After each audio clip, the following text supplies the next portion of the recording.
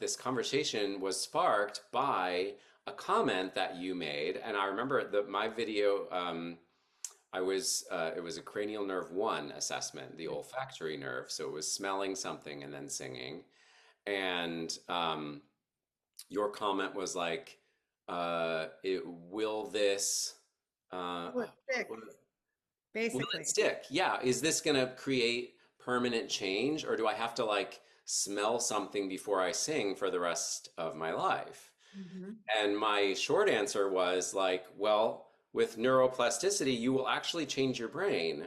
So if you repeat that often enough to change your brain, you won't have to keep smelling things for the rest of your life. But Hmm. the and then we talked on the phone after that, and the longer answer was that a lot of people have lost their sense of smell with COVID. That was a common thing. And it's also very common for people who get a concussion on the back of their head, the occipital lobe. It's very common for them to lose their sense of smell. And so the exciting thing about neuroplasticity is one, we have it till we die. We are going to keep changing our brain until we die. And because the body is constantly regenerating. So I don't remember if we talked about the fact that when I had my concussion in 2021, I lost my sense of smell entirely for a year. And that's when I first started working with smell to retrain my brain to recognize smells.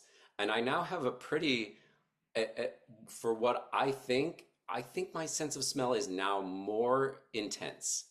Like I'll be walking down the street, I'll be like, "What's that? Is that a rose?" I smell it, and I'll be like 6 feet away from something, and I'll be smelling Wow. a rose bush. And That's so to think that for one whole year at least, I couldn't smell anything, and I now have a very intense and active sense of smell, that is just the promise of the brain. Like we can totally. we can reshape our brains. That's what Yeah, we're doing. And as teachers, I think we have to believe that we can do that. We have to believe that students can change their brains.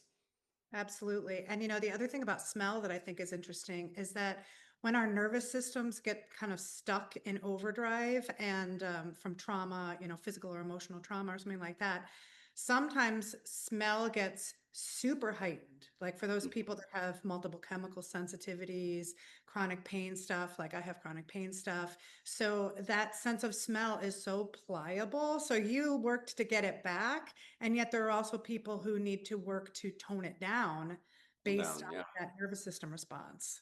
So, Yeah.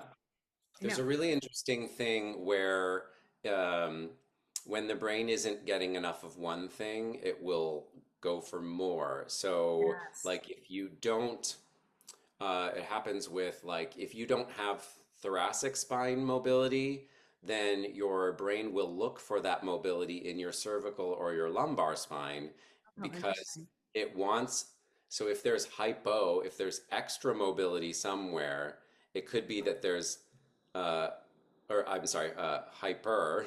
If there's extra Mhm. mobility somewhere, then there's somewhere nearby probably not enough mobility. Well, Hypo. it reminds me of growing up, the best piano tuners in our area were blind, right? Because they had such Ah, an impeccable sense of hearing. And that was obviously way before software and yeah, with people to, they didn't even come with like a tuning fork. It was yeah. just, it was pretty incredible how the body will compensate for deficit.